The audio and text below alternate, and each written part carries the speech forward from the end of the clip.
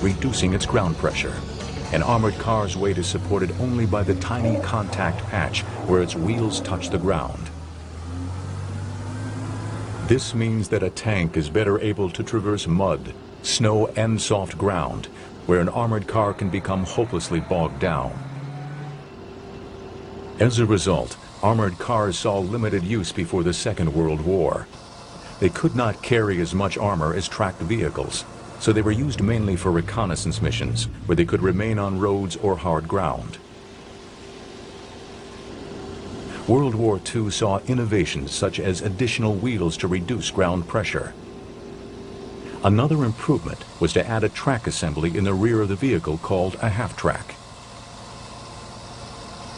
The post-war years saw many innovations in armored car design. The French Panhard EBR introduced the idea of supplementary wheels. Two pairs of wheels in the center of the vehicle would be kept in an elevated position when high speed was desired. But if they encountered mud, the wheels would be lowered for better traction. Another method to reduce ground pressure is to increase the surface area of the tire. This can be done by removing air from the tire, giving it a greater footprint on the ground.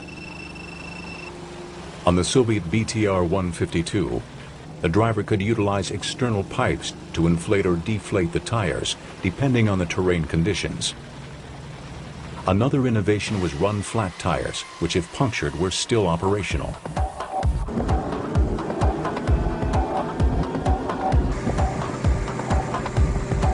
Today's wheeled armored vehicles still have weight limitations and are therefore unable to be as heavily armored as tanks.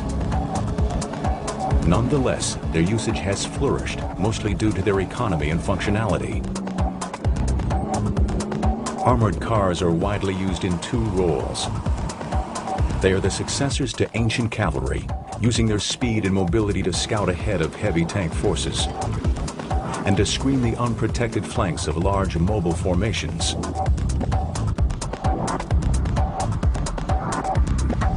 They are also used by many infantry forces, serving to carry troops into a battle under the cover of armor, with better cross-country performance than trucks and other vehicles.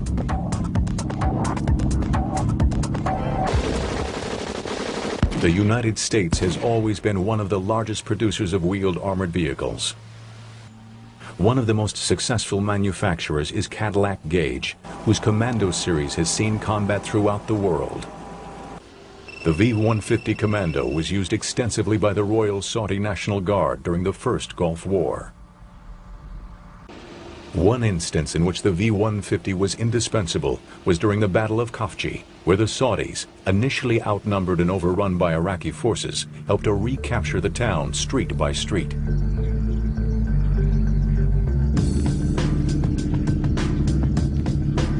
The latest and most powerful variant of the Commando is the V600, which offers the firepower of a main battle tank with the simplicity and low cost of an armored car. Advances in automotive technology give vehicles like these excellent cross-country performance, as well as much higher road speeds than tracked vehicles. The V600 is armed with a 105mm gun, identical in performance to the one used on the M1 Abrams main battle tank. The V600 Commando has far more sophisticated fire controls than previous armored cars, which allows it to fire while on the move.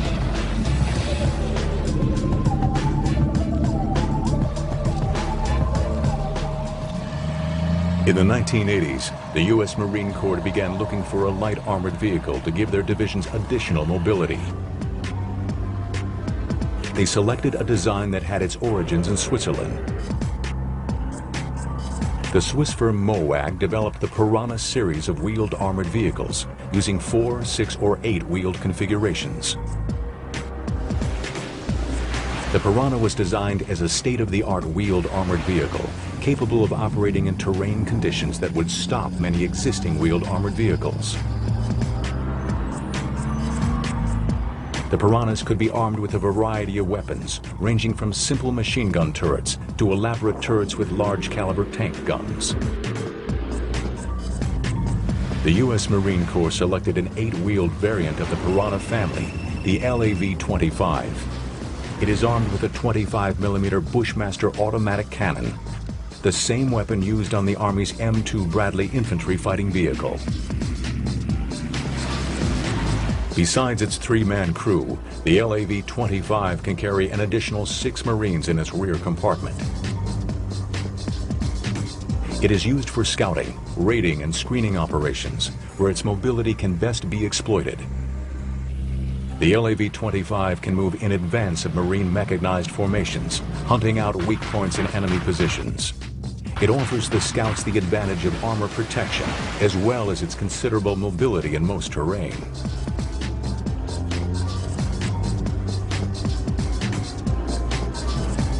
The LAV-25 has a number of specialized variants. The LAV-AT is a tank hunter, fitted with a Hammerhead tow missile launcher for engaging hostile tanks. To provide fire support for the Marine units, there is a special mortar version armed with an 81mm mortar in the rear compartment.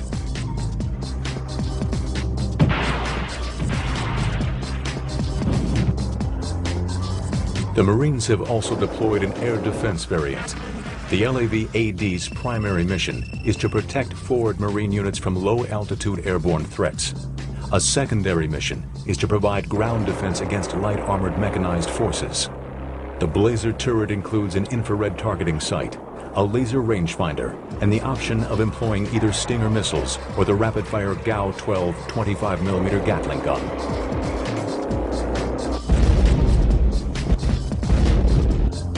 The LAV-C² is a command vehicle which carries Marine commanders into the battle zone and provides sufficient communication equipment to coordinate their units' actions. The LAV units also have their own recovery vehicles to help repair damaged vehicles.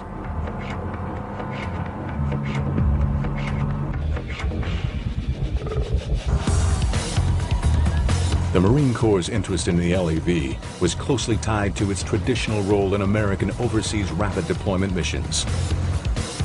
These tasks require a special accent on mobility.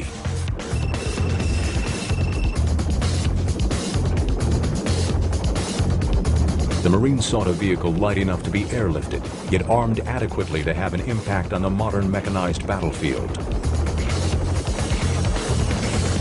A specific Marine requirement was that the LAV be light enough to be carried by CH-53E Super Stallions. The Super Stallion can carry an LAV for a considerable distance, even refueling in mid-air to extend its range.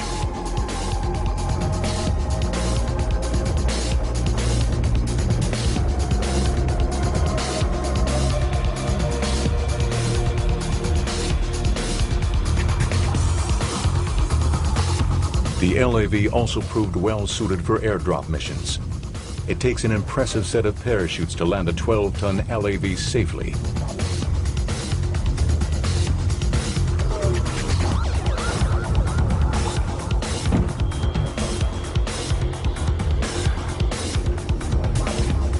Another approach to rapid insertion of armored vehicles in a landing zone is LAPS, for Low Altitude Parachute Extraction System.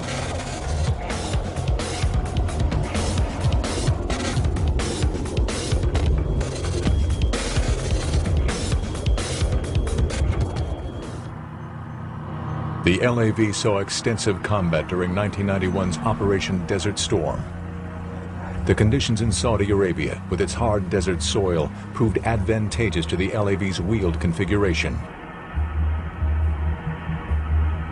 LAVs were used in many engagements, from the first encounters with the Iraqi forces in Khafji to the final assault on Kuwait City.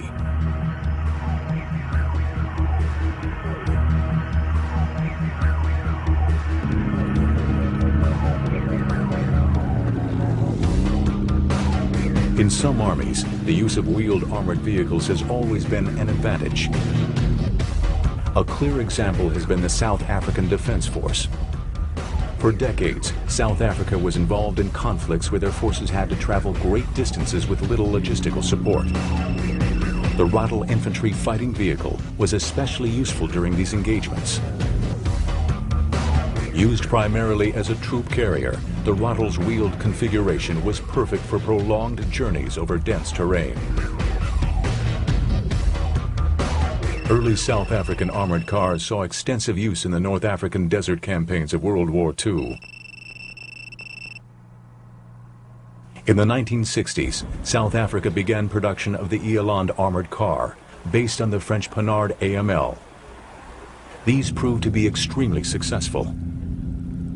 In a number of skirmishes with Angolan forces, Elands were able to knock out more powerful Soviet-manufactured T-55 tanks by exploiting the speed and mobility of the smaller armored car.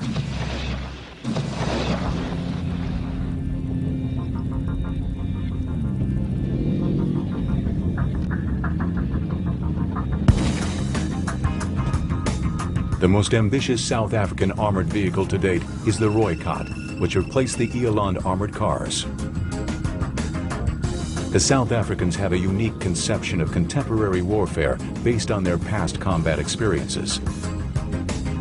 They distinguish two general types of combat: high-intensity operations and high-mobility operations.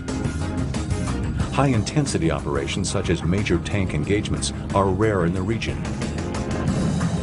The more common form of combat has been high-mobility operations, involving battles between forces which are widely dispersed and often lightly armed.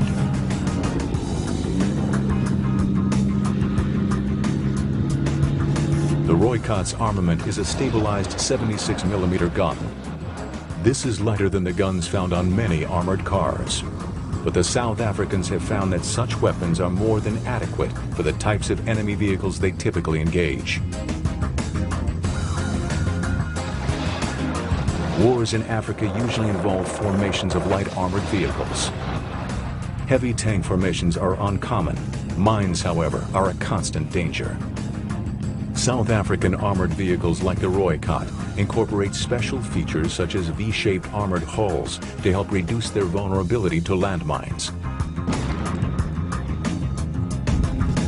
They can continue to operate even after one or more wheels have been destroyed. The G6 Rhino is the largest of the South African wheeled armored vehicles. The G6 is one of the few large caliber artillery vehicles to use a wheeled configuration instead of tracks. It is designed to work in concert with the various types of wheeled vehicles used by the South African forces. The G6 is armed with a 155mm 45 caliber gun, which can fire projectiles to a distance of over 18 miles. The Rhino's 6 crewmen sit in a fully protected armored turret, from which they can fire up to 3 rounds a minute. With room for 45 complete rounds on board and a combat weight of over 50 tons, the Rhino's self-propelled howitzer is one of the heaviest wheeled armored vehicles in existence and a clear example of South Africa's unique approach to armored vehicle design.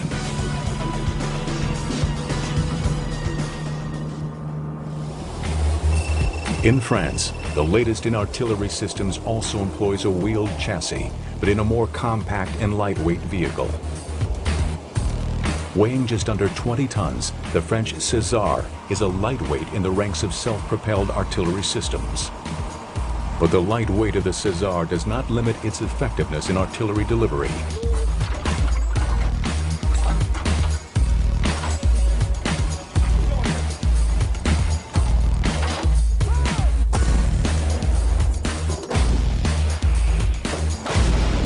Its 155mm 52 caliber gun allows it to strike targets well over 21 miles away.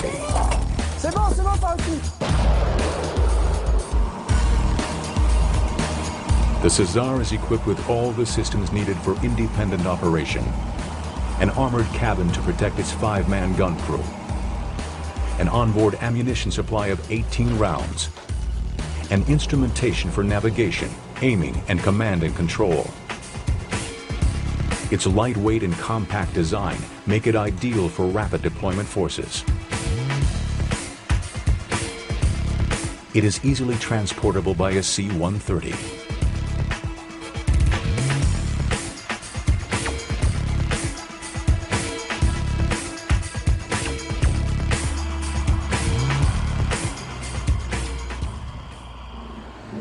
For reconnaissance missions, the French used the AMX-10RC. This heavily armed vehicle carries a powerful 105mm gun and a 7.62mm machine gun. With its state-of-the-art navigational and battle management systems, the AMX-10RC is a cut above most other light armored vehicles. For self-protection, it is also equipped with the Galix defense system, which dispenses anti-personnel grenades, decoys, and large band smoke grenades.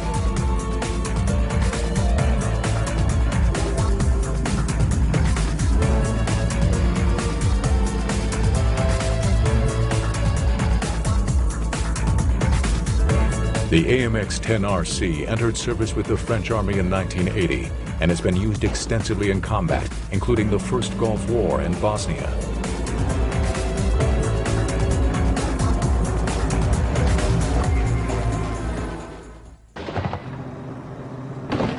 With the end of the Cold War came a rise of global instability. When the Iron Curtain was finally drawn, the United States began to reduce its massive military presence in Europe and Asia. As a result, the Army's rapid response capability was weakened. In order to deploy its forces to global hotspots effectively, the Army needed to be transformed. In 1999, they announced the development of a new engagement doctrine centered around high-tech, rapid deployment combat brigades. Heavy tracked vehicles would be replaced by lighter, faster wheeled vehicles. The objective was to have brigade combat teams capable of being deployed anywhere in the world within 96 hours after liftoff. The centerpiece of the new brigades would be the Stryker, a cutting-edge wheeled combat vehicle. The Stryker is an upgraded version of an existing platform, the LAV-3. While they share some major characteristics, 8 wheels, a 350 horsepower diesel engine, and a 62-mile-per-hour top speed, the Stryker has significant advantages over its predecessor. Taking advantage of new information technologies, the Stryker is outfitted with a battle management system which links it up with other similarly equipped vehicles, creating a digital battlefield communication system. Accurate positioning information is made available through a GPS receiver. Data is seamlessly and automatically transmitted to all levels of command, ensuring that Stryker brigades have real-time battlefield intelligence. To protect their crews, all Strykers have advanced steel and ceramic armor, which can withstand a heavy pounding. Whether from 50 caliber machine gun fire, airburst fragments, or armor-piercing rounds. Strykers also boast some innovative technologies, such as run-flat tires that can be inflated or deflated from within the vehicle to adapt to surfaces from deep mud to paved roads.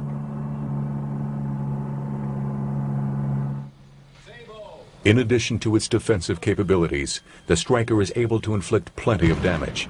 Its weapons system consists of either a 40mm automatic grenade launcher or a 50 caliber heavy machine gun. A significant advantage of the Stryker family is its interchangeability of essential parts between its many variants.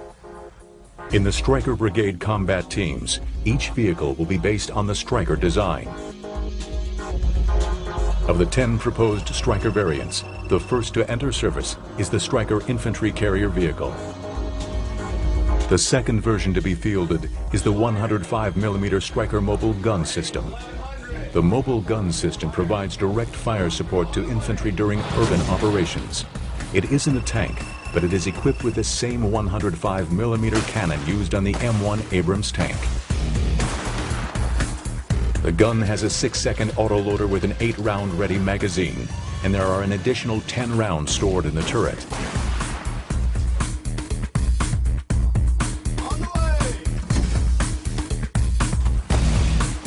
All Strykers are designed to be deployed by the C-130 transport. With giant rubber tires instead of noisy tracks, Strykers are fast and quiet. They draw on the brigade's reconnaissance drones, eavesdropping equipment, and the Army's most advanced communications gear to outflank an enemy rather than overpower it.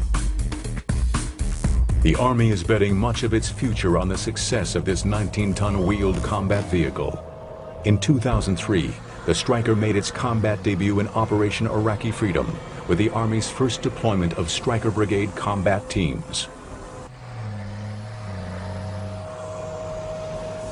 The Stryker's advantages are plain to see. Its ability to carry a 9-man infantry squad, the interchangeability of its parts, its firepower, advanced communications, and its ability to be rapidly deployed anywhere in the world. For years to come, these characteristics will help ensure the Stryker's dominance in the war on wheels.